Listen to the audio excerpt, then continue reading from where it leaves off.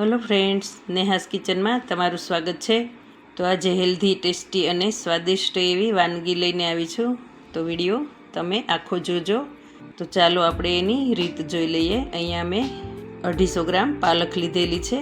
અહીંયા મેં આદુ લસણની પેસ્ટ લીધેલી છે અને મરી પાવડર છે, ધાણા જીરું પાવડર, લાલ મરચું પાવડર અને હલ્દી પાવડર છે અને હિંગ લીધેલી છે અને સ્વાદ પ્રમાણે મીઠું ઉમેરીશું।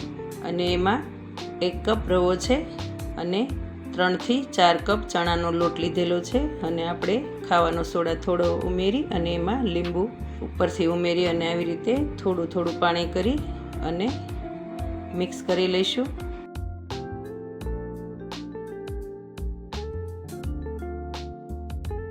તો તમે જોઈ શકો છો આવી રીતે આપણે એનો લોટ બાંધી લેવાનો છે અને એક પ્લેટ ગ્રીસ કરી લેવાની છે ઓઇલથી ઢોકળિયાની અને હાથ ઉપર થોડું તેલ લગાવી અને 2 પાર્ટ કરી લેવાના છે લોટના।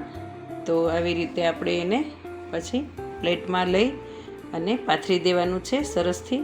તો તમે જોઈ શકો છો એકદમ સરસ અને એકસરખું પાથરી દેવાનું છે અને આપણે હવે ઢોકળિયામાં બાફવા માટે 5 થી 7 મિનિટ મૂકી દઈશું।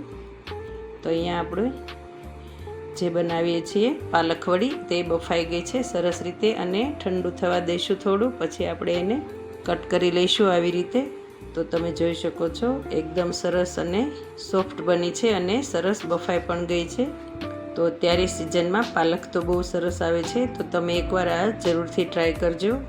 ઠંડીમાં આ બેસ્ટ છે ખાવા માટે। અને હવે આપણે એને તળી લઈશું। તો આ છે પાલક વડી।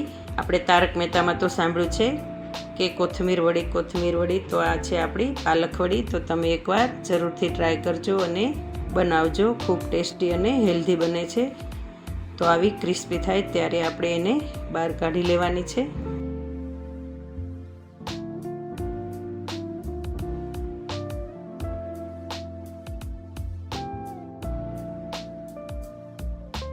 તો અહીંયા મેં બધી પાલક વડી તળી લીધી છે। તો પછી આપણે એને હવે સર્વિંગ પ્લેટમાં લઈ લઈશું અને ગ્રીન ચટણી સાથે અથવા સોસ સાથે એને સર્વ કરીશું। અહીંયા મેં બંને લીધેલું છે।